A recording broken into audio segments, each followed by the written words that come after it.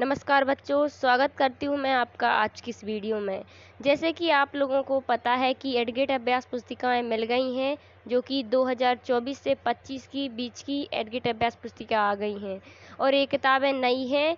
तो जिनको नहीं मिली हैं वो स्कूल से जा कर के ले लें, और जिनको मिल गई हैं वो इस वीडियो के माध्यम से कक्षा 7वीं की विज्ञान एडगेट अभ्यास पुस्तिका भर लें, है ना। और जो भी हम इसमें क्वेश्चंस बताते जाएं उनका रिवीजन करते चलिएगा, उनको याद करते चलिएगा और साथ साथ में अपनी किताब भरते चलिएगा, ताकि फाइनल एग्ज़ाम में जब ये क्वेश्चंस आएँ तो आपसे जल्दी से बन जाएं।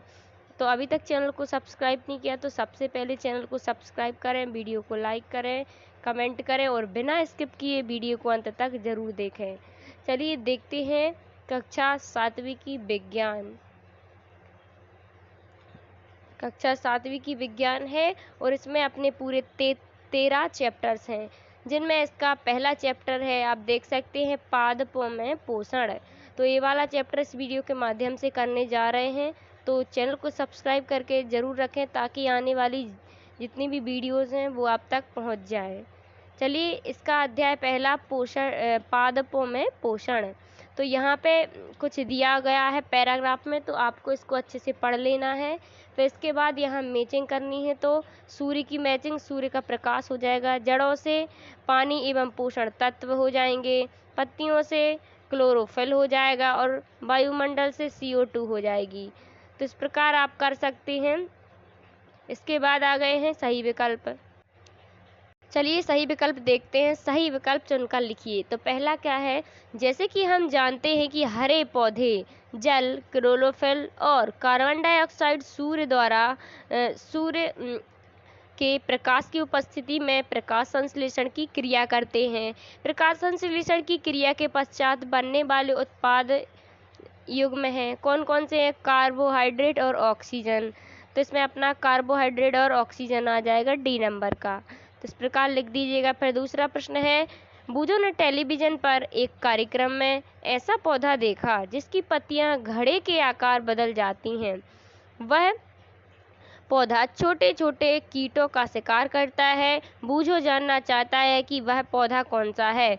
तो नेफिथस घटपर्णी नेफिथस घटपर्णी का पौधा है। तो इस प्रकार आप यहाँ पर लिख सकते हैं। फिर तीसरा प्रश्न, जल की कमी वाले क्षेत्र के पौधे जैसे नागफनी की पत्तियां कांटों में रूपांतरित हो जाती हैं। ऐसे पौधे में प्रकाश संश्लेषण पौधे के लिए किस भाग द्वारा होता है? तो तना द्वारा। चौथा प्रश्न, रेगिस्तान में पाए जाने वाले ऐसे पौधे जिनकी छाल दवा के रूप में काम आती है और उसकी लकड़ी में कीड़ा भी नहीं लगता, इस पेड़ की फली की सब्जी बनाई जाती है। तो खेजड़ी। क्या हो जाएगा इसमें? खेजड़ी। इसके बाद पांचवा प्रश्न देखते हैं नेक्स्ट। मैं एक पाइप जैसी संरचना हूँ और विशेष कोशिकाओं से बनी हूँ। मेरा मुख्य कार्य पादपों में मृदा से जल और पोषक तत्वों पर परिवहन करना है। बताओ मैं कौन हूँ? तो जाइलम आ जाएगा, इसमें जाइलम आ जाएगा। चलिए बच्चों, प्रश्न नंबर दूसरा देखते हैं, जिसमें दिए गए शब्दों में चुनकर रिक्त स्थान भरना है। तो यहाँ पे सूर्य, परजीवी, परपोषी प्रणाली, CO2 और पत्तियाँ दिया है। यहाँ पे 5 अपन को रिक्त स्थान दिए हैं, तो इनमें भरना है। तो जैसे कि पहला रिक्त स्थान देख सकते हैं बच्चों आप लोग, क्या है? ऐसे पौधे जिनमें क्लोरोफिल नहीं पाया जाता तथा जिनमें प्रकाश संश्लेषण की क्रिया नहीं होती, ऐसे पादप पोषण के लिए परपोषी प्रणाली का उपयोग करते हैं। फिर दूसरा, अमरबेल पौधा होते हुए भी अन्य पौधों से आप भोजन प्राप्त करती हैं। अमरबेल एक परजीवी पौधा है। तीसरा, वायुमंडल में मुख्यतः पत्तियों द्वारा पादप CO2 प्राप्त करते हैं। फिर चौथा, सहजीवी अपना आवास एवं भोजन एक दूसरे के साथ बांटते हैं।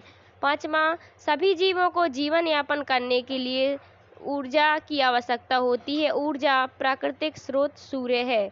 ऊर्जा का प्राकृतिक स्रोत कौन है? सबसे बड़ा सूर्य। तो इसमें सूर्य आ जाएगा। इसके बाद नेक्स्ट देखते हैं अति लघु उत्तरीय प्रश्न, जिनमें अपना दूसरा प्रश्न क्या है इसका। चलिए दूसरा प्रश्न इसका देखते हैं, अति लघु उत्तरीय का। क्या हरे पौधे सूर्य के प्रकाश के बिना अपने भोजन का निर्माण कर सकते हैं? यदि नहीं तो क्यों?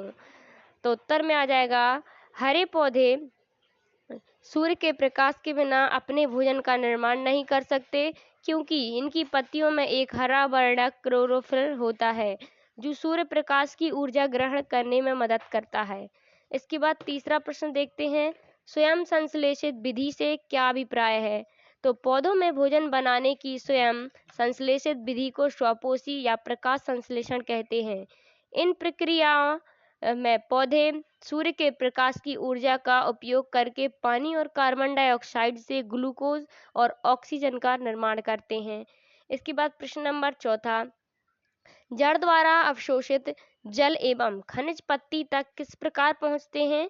तो उत्तर में आ जाएगा जड़ द्वारा अवशोषित जल एवं खनिज पत्ती की वाहिकाओं जाइलम द्वारा पहुंचाता है। वह वाहिकाएं नली के समान होती हैं। वह जड़ तना शाखाओं और पत्तियों तक फैली होती हैं। इसके बाद पांचवा प्रश्न है, बूझो जानना चाहता है कि मृत जीवों में प्राणियों के समान मुख नहीं होता, ना ही ये हरे पादप के समान होते हैं, तो फिर ये अपने जीवन यापन हेतु पोषण कैसे प्राप्त करते हैं? तो उत्तर में आ जाएगा यह मृत एवं सड़ने वाली कोशिकाओं की सतह पर कुछ पाचक रसों का स्राव करते हैं, जिससे वे विलयन रूप में परिवर्तित हो जाते हैं। तब यह इस विलयन का भोजन के रूप में अवशोषण करते हैं। फिर छठवां प्रश्न है, शैवाल कैसे बनते हैं तथा एक कहाँ कहाँ पाए जाते हैं? तो शैवाल कुछ जीवों की वृद्धि के कारण बनते हैं, जिन्हें शैवाल कहते हैं। यह दीवारों पर, तालाब अथवा ठहरे हुए जलाशय में हर अवपंकी कई जैसे पादप दिखाई देते हैं। इसके बाद सातवां प्रश्न लघुत्तरीय प्रश्न है, कुछ पौधे कार्बोहाइड्रेट के अलावा प्रोटीन एवं वसा जैसे अन्य खाद्य पदार्थों का भी संश्लेषण करते हैं। प्रोटीन संश्लेषण के लिए आवश्यक तत्व नाइट्रोजन पौधे किस प्रकार प्राप्त करते हैं? तो इसमें पहला पॉइंट आ जाएगा वायुमंडलीय नाइट्रोजन द्वारा, राइजोबियम बैक्टीरिया के द्वारा एवं वर्षा जल के द्वारा। और दूसरा पॉइंट नाइट्रोजन उर्वरक के द्वारा, तीसरा पॉइंट मृत जीवी द्वारा और चौथा पॉइंट मिट्टी द्वारा। इसके बाद नेक्स्ट आठवां प्रश्न, जीवों द्वारा भोजन ग्रहण करने एवं उपयोग करने वाली विधि पोषण तत्व कहलाती है। पोषण के आधार पर स्वपोषी एवं विषमपोषी को परिभाषित कर उदाहरण दीजिए। तो स्वपोषी पोषण हो जाएगा पोषण की वह विधि जिसमें जीव अपना भोजन स्वयं संश्लेषित करते हैं, उदाहरण हरे पेड़ पौधे। और विषमपोषी पोषण की वह विधि जिसमें जीव अपने भोजन हेतु अन्य जीवों अथवा पादपों पर निर्भर होते हैं, उदाहरण मानव। फिर इसके बाद नौवां प्रश्न, यदि नागफनी के पौधों को ज्यादा नमी या जलीय क्षेत्र में लगाया जाए तो क्या होगा? तो तापमान अधिकता के कारण रेगिस्तान में होने वाले पौधे अपनी पत्तियों को कांटों के रूप में बदल देते हैं, जिससे होने वाली पानी की खपत कम हो जाती है। परंतु यदि नागफनी के पौधे कम ज्यादा नमी क्षेत्र में लगाए जाएं तो पानी की खपत नहीं होगी, जिससे तनहार नहीं होगा। चलिए इसके बाद 10वां प्रश्न है, बूझो अपने खेत में कुछ वर्षों से लगातार एक ही फसल की बुआई करता आ रहा है, उसके खेत की फसल पर प्रति वर्ष क्या प्रभाव होगा? तो एक ही फसल को लगातार बोने से खेत की फसल का पोषण में असंतुलनता हो जाती है, बीमारी और कीट प्रसार का खतरा बढ़ जाता है और मिट्टी की ऊर्जा उत्पादन में कमी हो सकती है। इसके बाद देखते हैं 11वां प्रश्न। तो 11वें प्रश्न में यहाँ पे कुछ डायग्राम दिए हैं, जैसे कि आप लोग देख सकते हैं। फिर दिया है उपरोक्त दिए गए चित्र को देखकर बताइए कि प्रकाश संश्लेषण की क्रिया किस पत्ती पर होगी और क्यों होगी? तो प्रकाश संश्लेषण की क्रिया हरी पत्ती में होगी। कहाँ पे होगी? इस वाली हरी पत्ती में, क्योंकि इसमें क्लोरोफिल होता है जो सूर्य के प्रकाश को अवशोषित करता है। लाल पत्ती में क्लोरोफिल की कमी के कारण प्रकाश संश्लेषण की क्रिया नहीं हो पाती। इसके बाद आप 12वां प्रश्न देख सकते हैं, दीर्घोत्तरीय प्रश्न। राइजोबियम जीवाणु से आप क्या समझते हैं? यदि राइजोबियम जीवाणु नष्ट हो जाए तो मृदा पर क्या प्रभाव पड़ेगा? तो राइजोबियम एक जीवाणु है जो दलहनी पौधों की जड़ों में नाइट्रोजन स्थिरीकरण करता है। राइजोबियम के नष्ट होने पर मृदा में नाइट्रोजन की कमी हो जाएगी, जिससे फसलों की उपज ही घटेगा और उर्वरक की आवश्यकता बढ़ेगी। चलिए इसके बाद 13वां प्रश्न है। 13वें प्रश्न में भी यहाँ पे कुछ डायग्राम्स दिए हैं, जिनमें फिर नीचे लिखा है उपरोक्त क्रियाकलाप के आधार पर बूझो जानना चाहता है कि किस डब्बे के ब्रेड में रुई जैसी संरचना ज़्यादा एवं जल्दी दिखेगी और क्यों। तो नमीयुक्त ब्रेड खुले डिब्बे में सबसे अधिक फफूंद जैसी संरचना देखेगी।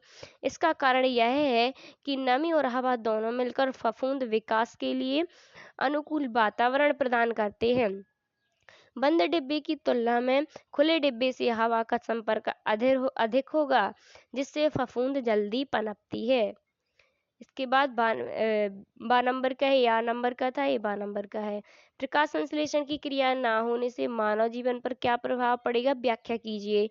तो प्रकाश संश्लेषण की क्रिया होने से मानव जीवन पर प्रभाव, पहला ऑक्सीजन की कमी, वायुमंडल में ऑक्सीजन घट जाएगी। दूसरी भोजन की कमी, पौधों का भोजन उत्पादन कम हो जाएगा। जो जीव भोजन के लिए पौधों पर आश्रित होंगे, उन्हें भी भोजन की कमी का सामना करना होगा। और तीसरा ग्लोबल वार्मिंग यानी कि CO2 का स्तर बढ़ेगा। फिर 14वां प्रश्न देख सकते हैं आप। वीडियो ज़्यादा लंबी हो जाएगी, इसीलिए इसको पढ़ के नहीं बता रहे हैं। आप वीडियो को रोक करके, वीडियो को पॉज करके यहाँ से यहाँ तक लग सकते हैं 14वें के आ नंबर का उत्तर। इसी प्रकार 14वें के वां नंबर का उत्तर भी आप यहाँ से यहाँ तक पूरा लिख दीजिएगा, है ना। आप वीडियो को रोक करके लिख सकते हैं। इसके बाद बच्चों प्रकाश संश्लेषण दर्शाने के लिए व्यवस्था का नामांकन चित्र बनाना था। तो इस प्रकार आप इस 15वें क्वेश्चन में डायग्राम बना दीजिएगा, तो ये 15वां क्वेश्चन अपना हो जाएगा। इसके बाद इसके प्रोजेक्ट 1 देख लीजिएगा, इसी प्रकार प्रोजेक्ट 1 इसका कर लीजिएगा, है ना। आप देख सकते हैं इस प्रकार सारा प्रोजेक्ट जो अपना 1 है, उसमें पत्तियों के चित्र भी बनाने हैं। तो आप इस प्रकार इसके डायग्राम्स बना दीजिएगा और इस प्रकार यहाँ पर लिख दीजिएगा। चलिए इसके बाद दूसरा प्रोजेक्ट देखते हैं। इसमें बीजों का चित्र बनाना था और फल के नाम लिखने थे और फल का भी चित्र बनाना था।